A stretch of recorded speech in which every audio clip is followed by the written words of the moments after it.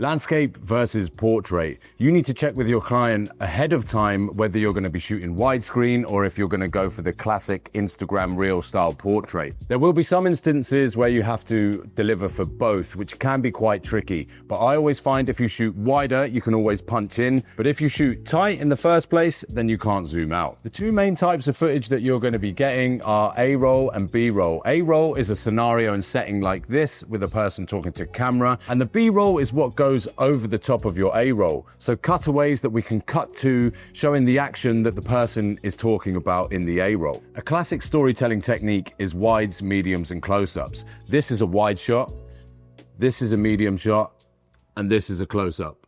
The wide shot acts as your establisher, establishing the place that you are in. The medium shot is useful for something like a conversation between two people. And then, of course, the close-up gives you a little bit more detail of the situation that you're in. Shot composition. This shot is centrally framed. It's a classic way to draw attention to your subject.